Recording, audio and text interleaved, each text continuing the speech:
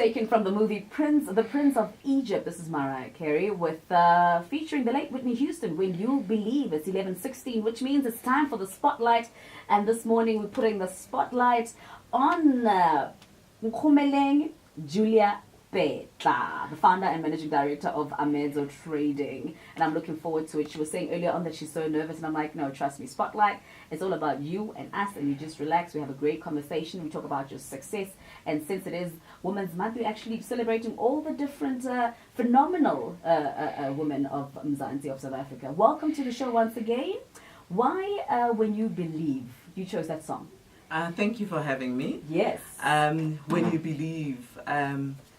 So I thought of my journey from where I started and what got me to where I am today. It's believing. It's what kept me going. One, it was determination and believing that I can make it even against all odds.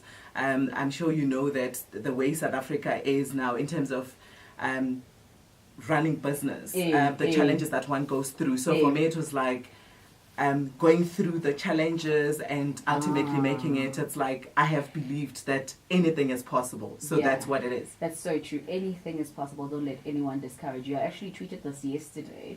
And I said, don't ever, you must always dream big. Don't ever let anyone discourage you.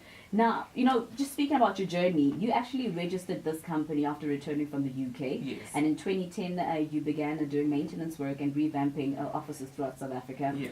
Now you actually have a headquarters in Rivonia Boulevard in Sandton, and the company turnover is about, wait for it, 3 million a year. And your company is 100% black, female, youth owned. And one of Amedzo's focuses is actually to empower the previously disadvantaged individuals, which I absolutely love. And this is just phenomenal. This is phenomenal. Let's start at the beginning. Who exactly is Nkgomeleng and where does she come from? I know you are from Lumps. Okay. So you can see how I'm glowing. Like, yes! My homegirl. My homegirl. Great. I was born in Musina.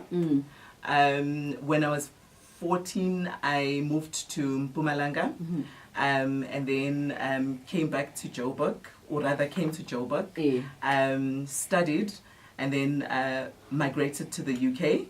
Yeah. And then upon my return to South Africa, it was during economic recession, 2010. Yeah. All of us were hit by the economic recession, Yes. and I was looking for work, and I couldn't find work that could match my salary expectations at the time. You can imagine when you come back from the UK, earning from pounds, and then suddenly you come to South Africa, you translate that in rands. And yeah. How long were you there for in the UK? 5 years. 5 years, okay. Yeah. Wow, that's so then the formation of Amedzo Trading and Projects came about, Did you come back specifically to start your own company?